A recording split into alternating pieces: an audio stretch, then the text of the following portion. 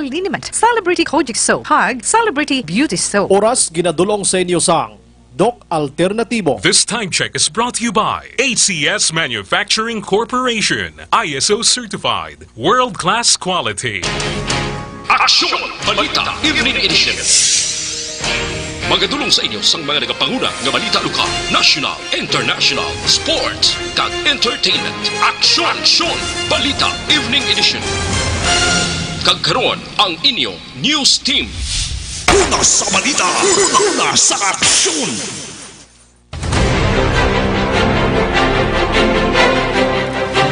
Mayong gabi siyudad sa Bacolod, Western Visayas, kag Bugos nga Pilipinas. Welcome na sa pagpangalagad sa Aksyon Balita Evening Edition.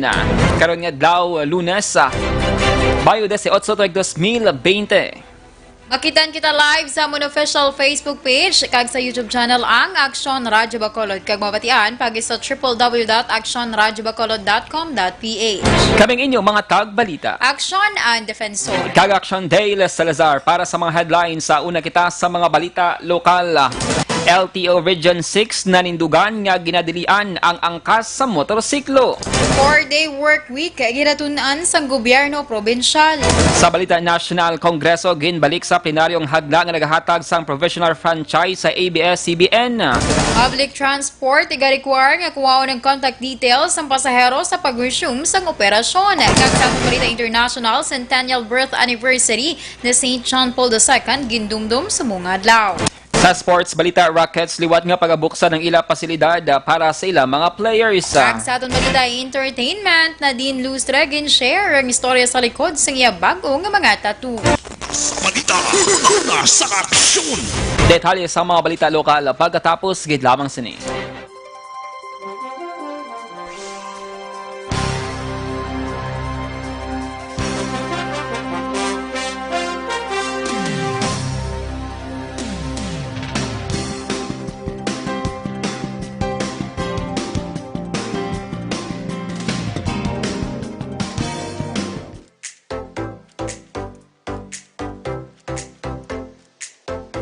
Mga ka-aksyon, madamo sa nagpalaylay na pamaagi at protektahan ang imong kaugalingon batok sa novel coronavirus 2018 o ng COVID-19. Isa sa mga pinaka-importante ang regular, safe, and effective hand hygiene gamit ang habon kag tubig o ng alcohol-based hand rub. Yan ang proseso sa paghugas ng gamot na rekomendado sa World Health Organization.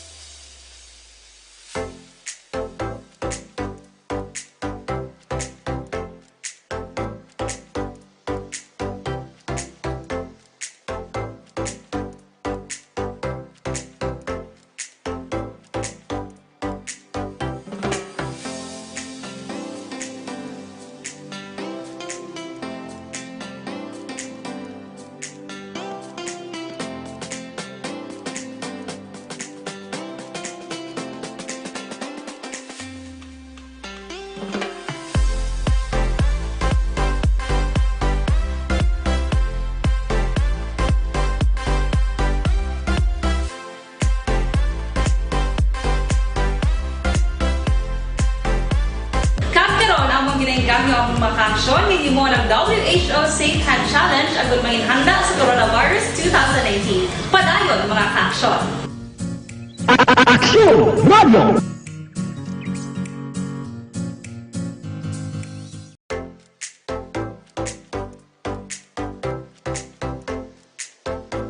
Mga kaaksyon, madamo sa nagpalaylay na pamaagi at protektahan ang imong kaugalingon batok sa novel coronavirus 2018 o ng COVID-19.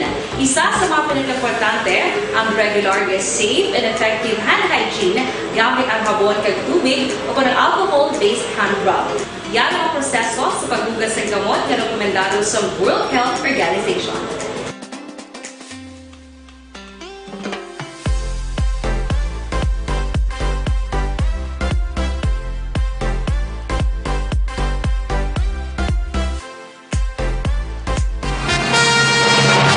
Lasay sa Jess Action Radio Philippine Standard Time kagaron sa litalinas sang mga balita lokal. Nagapanindugan ng LTO Region 6 nga ginadilian ang pag-angkas sa motorsiklo apisar nga madamo sa mga pumuluyo ang nagapangabay kang nagapanawagan nga tugutan ang pag-angkas para sa mas mahapos nga transportasyon. Ginpahayag ni LTO 6 spokesperson Riza Utayde base sa National Memorandum Circular Order ginadumilian ang angkas sa mga motorsiklo agud nga masunod ang social distancing bilang preventive measure kontra COVID-19. Pagpathag ni Utayde nga apisar nga madamo ang nagapakamalaot sa LTO ini ang pagsulundan gidamang nga igapatuman sa ahensya para sa ikamaayos ang tanana. Bangon sini una anay nga magapatigayon sang information dissemination ng LTO Region 6 sa publiko para mahangpan kag masunod ang mga pulisa. Hulaton man sa LTO nga maliwat ang mando sang lokal nga gobyerno sa Bacolod antes pang dakpon ang mga nagalapas sa pulisa. Nag-apilar ang pila ka mga motorcycle club sa gobyerno sa syudad sa Bacolod nga tugutan ang mga nagaangkasanay sa motorsiklo kung maghimata. Sunod kay Vice Mayor Elcid Familiaran ng chairman sa Bacolod IATF, valid ang apilar sa mga motorcycle clubs bangod may mga mag-asawa nga nagaangkasanay nga nagaupod man sa sulod sa balay. Pero sunod sa Vice Alcalde, ang ini nga apilar ang isumeter sa National IATF para ini ang makonsiderar. Sunod kay Familiaran, samtang wala pa ang sabat sa gobyerno nasyonal, ang kapulisan sa karon ang ginatugyanan nga mag-assess sa mga rason sa nagaangkasanay sa motorsiklo. Samtang ginpahayag man ni Familiaran nga nagpabutsyag man ng pila ka mga religious organizations sa Bacolod nga tugutan sila nga magpatigayon sang ila aktibidad sa simbahan kasunod niya gintugutan man ang mall kag mga negosyo nga mag-operar sa damo man sang damo man sang tawo. Sunod kay Familiaran ginpalabot sa iya sa mga religious organization nga duha ka oras nagalawig ang aktibidad sa simbahan ikumparar sa mga mall kag iban pa nga industriya sang trabaho nga madamo sang empleyado nga naga-operar sang 8 ka oras sa kada adlaw. Sa dugang nga balita lokal, plano sang gobyerno probinsyal sang Negros Occidental nga magpatigayon sang 4-day work week subong nga semana. Ining kabahin sa gihapon sa ginahimo nga tikang agud maproteksyonan ang ikayong lawas sa mga empleyado sang gobyerno batok sa COVID-19 pandemic. Sunod kay Governor Bong Lacson, una nga nagpatuman ang probinsya sang skeletal force samtang wala pa gintugutan nga makabiyahe ang public transport bawod sa community quarantine. Sunod sa gobernador ang pagtrabaho sa mga empleyado sang 4 ka daw sa kada semana, umpisa Lunes tubtob Huwebes nga daw. Amo ang pinakamaayong nga opsyon sa multiple alternative work arrangements sang Civil Service Commission. Sunod pa kay Lacson, igapatuman ang work from home sa adlaw naman sang Biyernes. The reason why we're skeleton force here now is because problema sa transportation there is a Bacolod. But I understand open na. We're looking at a 4-day-a-week model. Civil Service has come up with different proposals. I think the 4-day week work is just right, no? So dapat yan si Negros Occidental Governor Bong Lacson. Tugtog na lamang sa Mayo 29 ang pagpangalagad sa mga volunteer doctors sa Bacolod Respiratory Outpatient o BRO Center sa May Center. Sunod kay Dr. Edwin Meraflor, ang administrator sa BRO Center, nagpangabay na sila sa alkalde nga kung mahimo makakuha sang 2 ka casual nga doktor nga padayon nga magaserbisyo sa BRO Center. Dugang pa ni Meraflor, ilaman ginaduso nga maging permanente ang operasyon sa pasilidad para ma-decongest ang mga nagapa-check up sa Bacolod City Health Office kag hindi dito maimpon ang mga nagapakonsulta nga may respiratory symptoms. Sunod kay Meraflor, ang BRO Center ang may duha lamang ka doktor sa adlaw sang Lunes kag Miyerkules. Kasunod yang iban sa mga volunteer ay nag-duty na sa ilang clinic. Umpisa nga nagsugod ang operasyon sa BRO Center, 407 na ka mga pasyente ang naakomodar o kung 17 ka mga pasyente sa kada adlaw, umpisa alas 9 sang aga tubtub alas 12 sang udto. Bali, volunteer doctor sa subong sir, so aton nga volunteers, limited na lang sa May 29. So Monday kag Wednesday, duwa lang yung doktor ta. So malimit kita kay volunteers, hindi ta gid sila matamad. Ang kabahin sa pagbahayag ni Dr. Edwin Meraflor. Samtang nakagawa na sa BJMP-han dumanan subong adlaw si Police Master Sergeant Joshua Barile matapos magpiyansa sa korte sang 250,000 pesos. Ginpahayag ni John Chong, National Commander sa Task Force Kasanag, naglawig ang pagtiner ni Barile sa presuhan bangod man sa kadakoon isang kandidat nga ginapangayo sang korte para sa temporaryo nga kahilwayan. Suno kay Chong, nagdesisyon man ang company Barile pagi sa abogado nga hindi na mag-file sang motion to reduce bill bangod ini ang makapalawig lamang sa proseso. Sa baylo nga gintingwaan na lamang sa iya pamilya kag mga kababyanan nga makatipon sang amo nga kantidad. Suportado naman sini ang kausang nga ginapakig-away ni Barile bangod sa iya pagpating nga ini ang nanging biktima lamang bangod sang iya dedikasyon sa iyang trabaho. Sa namuluan si Barile ang nagapangatubang sang kaso nga paghupot sang illegal nga armas, eksplosibo kag illegal drugs kasunod sang raid nga ginhimo sa mga operatiba sang NBI sa tuig 2017. Desmayado si Negros Occidental Police Provincial Office sa Conocpo Director Colonel Romeo Baleros matapos makitaan nga wala nag-aobserba sa face mask kag social distancing ang mga pasahero sa mga terminal. Sunog kay Baleros, siya mismo ang nagpadulong sa mga banwa kag syudad sa probinsya agud personal nga hangyoon ang pumuluyo sa new normal nga sitwasyon. Aminado ang direktor nga tig-aulo ang mga tawo kay wala gid nagapamati bisan na makapila ka beses pa nga ginsaway. Apang sa gihapon ginmando sini sa mga kapulisan nga ipatuman ang hugot nga pagpangsaway agud nga marikawan ang ginagakulbaan nga kagaw nga coronavirus disease o kun COVID-19. Nabaluan ikatatlo pa lamang kaadlaw sa ginpatuman ang General Community Quarantine o kun GCQ sa bugos nga probinsya kalakip ang syudad sang Bacolod. Una sa balita, una sa aksyon. Lasay sa 17 Action Radio Philippines Standard Time. Anit-hali sa mga balita lokal ginadulong sa inyo sang DTX 500. Ugali ang pag-inom sa DTX 500. Bawal ang DTX 500 na may tatlo ka mga anti-diabetic properties. Charantine nga nagapalubos ang glucose vicina. Nga nagakontrol sa mga blood sugar kag polypeptide nga may kaangay nga epekto sang insulina. Mag DTX 500 capsule sa kada adlaw ang produktong DTX 500 ang pwede na ma-order online kag ma-deliver sa inyong balay. Magbisita lamang sa www.kalusuganyan.ph or pwede man i-check ang Kalusugan Yan Facebook page. Para sa ating mga ka-aksyon, CL-Pito-Pito, mayara ini sang vitamin C, nagapabaskog sang immune system. Paano may baluan kung peke, dara nga CL-Pito-Pito ang imunawakal, ang iya suludlan 500 ml nga mineral water, kag wala ginalibod. Ang original naman, 375 ml plastic bottle, green sina ang taklob. Para baka siguro, kadto sa pinaka malapit dara nga mga butika o kung parmasya sa inyo lugar. Dahil aking CL-Pito-Pito, laging panalo. Una sa balita, una sa aksyon. Detalye sa mga balita nasyonal pagkatapos gidabang sini.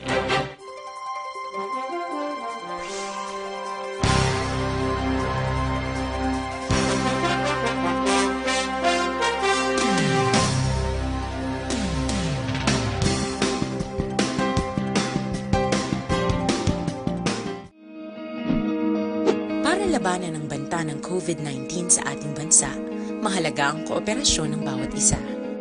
Ang pananatili sa loob ng bahay ay isa sa pinakasimple pero pinaka-epektibong paraan para hindi kumalat ang virus. Kunwari, ikaw ang tuldok na ito. Malusog ka at malakas. Lumabas ka ng bahay. Ang hindi mo alam, may nakasalamuha ka ng may COVID-19. Tandaan, mahirap malaman kung sino ang may virus, pero madali itong maipasa sa iba. Pwedeng naipasa na pala niya ang virus sa iyo nung umubo siya o bumahin. O baka naman ay nahawa na dahil humawa kayo sa parehong bagay na kontaminado. Ngayon ay mayroon ka na ring COVID-19. Isa ka ng carrier na makakahawa sa iba. Dahil maaaring ilang araw pa bago lumitaw ang sintomas na ubo, sipon, hirap sa paghinga at lagnat. Pwede ring wala kang nararamdamang sintomas, ngunit nakakahawa ka pa rin. Pag-uwi mo sa bahay, maaari mong mahawahan ang iyong pamilya. Kasama na rito ang lolo at lola mo o ang mga magulang mo na may edad. Sila ang may pinakamahina na depensa laban sa virus. Ang mga may sakit sa puso, diabetes, high blood, at iba pang pre-existing conditions at mga buntis, mahina ang panlaban sa COVID-19. Kapag na-infect ang taong mahina ang immune system, posibleng magkaroon siya ng malalang karamdaman at kailanganing dalhin sa ospital. Sa patuloy na paglabas ng bahay at pagpunta sa pampublikong lugar, tinatayang maaari kang makahawa ng 3 pang tao at sila makakahawa ng mas marami pang iba. 20% ng mga nahawa ay maaaring maospital at dadami ng dadami ito habang mas kumakalat pa ang virus. Bukod sa dumaraming COVID-19 patients, marami pang ibang may sakit ang nasa mga pagamutan. Ang mga pasyenteng malubhang-malubha na ang karamdaman, hindi na maaasikaso. Wala ring lugar para sa mga pasyenteng may ibang karamdaman. Kaya nating iwasan ang patuloy na pagkalat ng COVID-19 kung iisipin natin ang kapakanan ng iba. Kailangan nating isipin at kumilos na parang bitbit na natin ang virus para hindi ito kumalat pa sa iba. Sundin ang social distancing. At hanggat maaari, manatili sa loob ng bahay. Kung talagang kinakailangang lumabas, panatilihin ang 1 metrong layo sa ibang tao. Maging malinis din sa katawan at sa kapaligiran. Parating maghugas ng kamay gamit ang sabon at tubig. At i-disinfect ang mga bagay na madalas hinahawakan. Ang mahalaga, mapabagal natin ang pagkalat ng COVID-19 para mas kakaunti ang mga kailangang magpa-ospital at mabawasan ang mga Pilipinong magkakasakit. Magiging epektibo lamang ito kung mananatili tayo sa bahay. Sundin ang social distancing. Isang maliit na sakripisyo para sa buhay ng kapwa nating Pilipino. Tulong-tulong tayo. Una sa aksyon!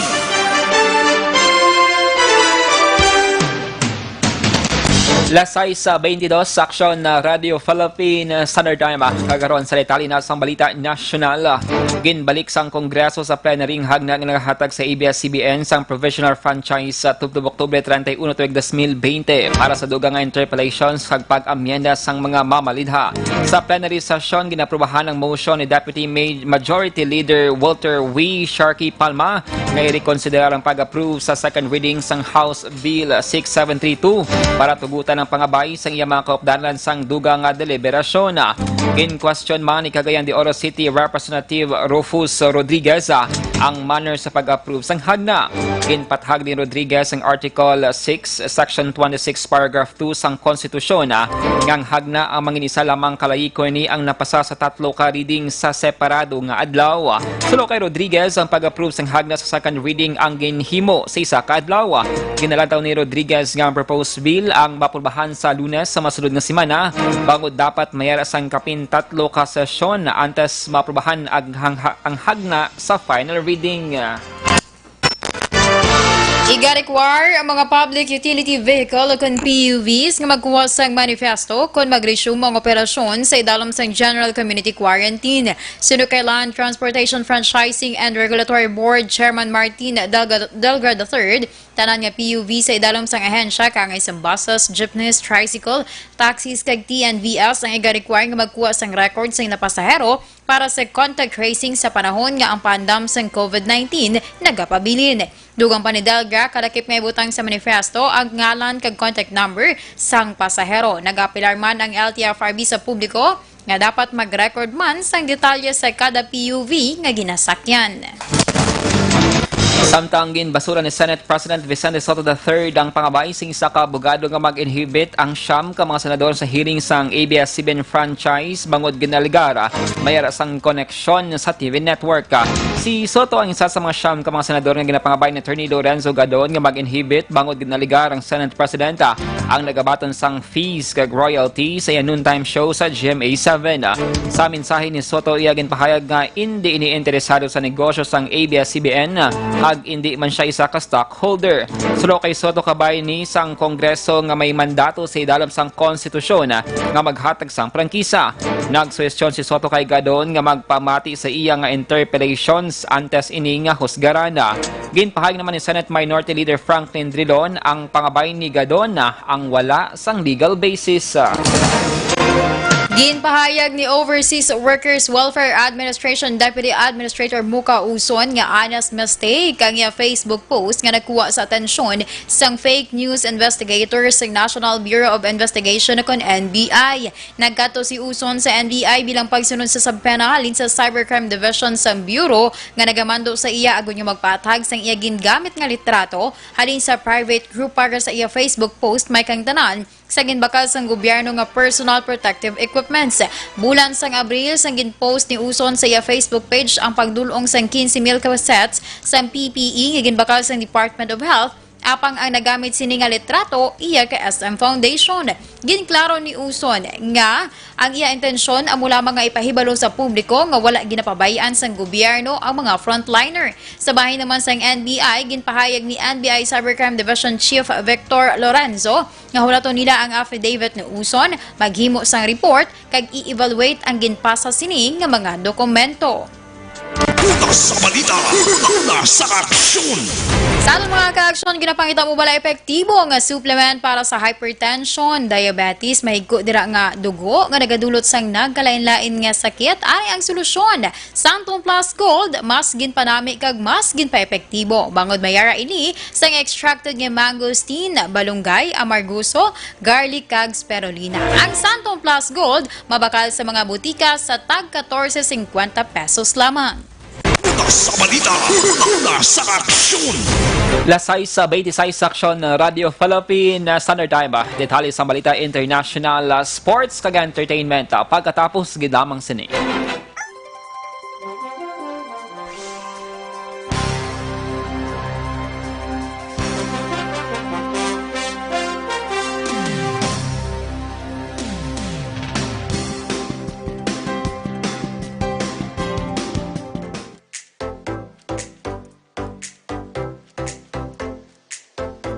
Mga ka-aksyon, madamos ang nagpalaylay na pamaagi at protektahan ang imong kaugalingon batok sa novel coronavirus 2018 o ng COVID-19.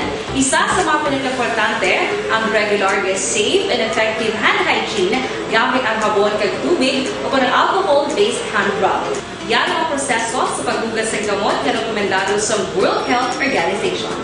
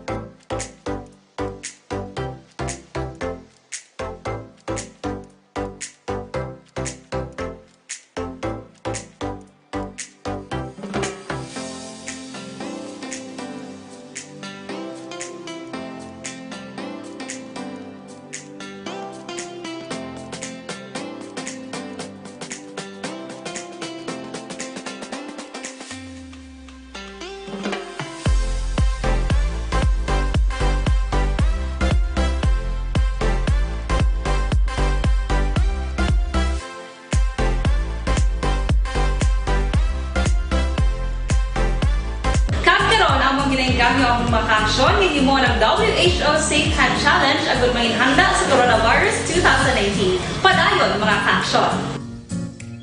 Aksyon Radio.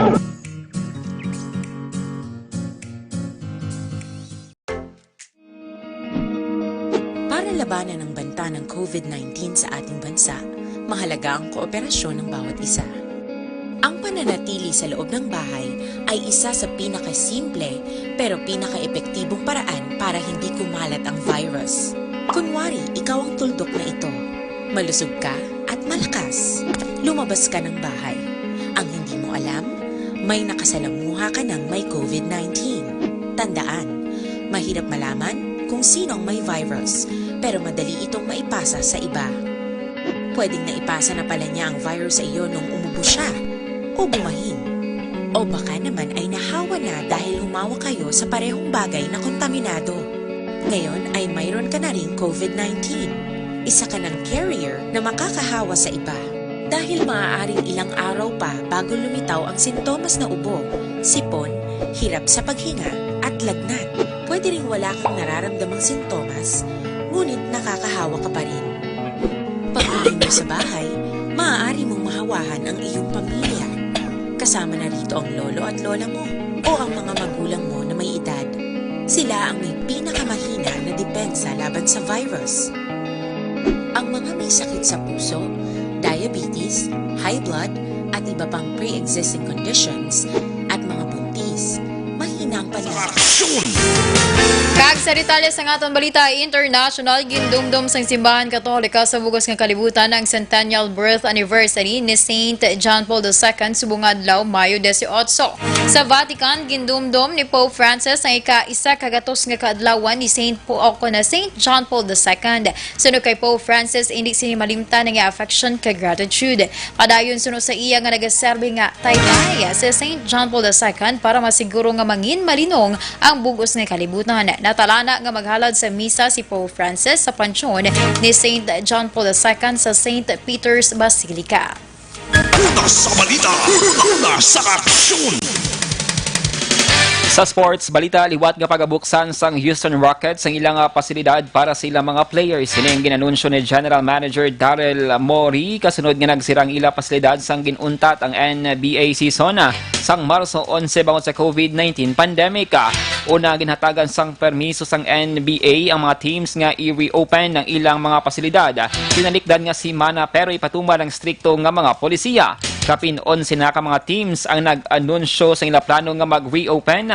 Lakip ng Los Angeles Lakers, Los Angeles Clippers kag Denver Nuggets. Ang Lakers ang nagapanguna sa Western Conference ang ginpauntat ang NBA. Hagin sundan sang Clippers kag Nuggets. Ang Rockets naman ang patas sa Oklahoma City Thunder sa ikalima nga puwesto. Una sa balita, una sa aksyon. Kag sa Balita Entertainment, antes ginpaidalom ang Luzon sa Enhanced Community Quarantine kung ECQ sa Marso. Ang aktres nga si Nadine Lustre ang nagpatato sa duha kabilog. Nagpatato si Nadine sa iya Japanese name sa natuo nga kamot kag isa ka vine sa iya naman natuo nga index finger. Sa interview kay Nadine, ginpatag sa aktres nga ang iya pagpatato sa Japanese name nga Nozumi Komiya. May angot ini sa panahon nga nagapamangkot siya sa iya tiyo party sa ilang family tree. Ginpahayag sa iya tiyo nga isa ka Japanese ang iya nga great-great-grandfather. Apang nakapangasawa sang Pinay. Apang ginilisa naman sini ang iya nga apelyado kag ginsunod ang apelyado sang iya nga business partner nga amo ang Lustre. Para naman sa Vine, ini ang nagakahulugan nga stay grounded. Si Nadine mayara na sang siyam ka mga tattoo sa kagaluyag pa sini nga madugangan pa sang butterfly tattoo tungod ginapaanggid sini ang iya kaugalingon sa butterfly. Una sa balita, una sa aksyon. Lasay sa 33 Aksyon Radio Philippines Standard Time. Inyo na batian ang kabugusan ng mga balita sa Aksyon Balita Evening Edition. Karon nga adlaw Lunes, Mayo 18, 2020. Sa liwat kaming inyo mga tagbalita. Aksyon ang Defensor. Kag Aksyon Dale Salazar, una sa balita, una sa Aksyon sa Bacolod Aksyon Radio. Aksyon Radio.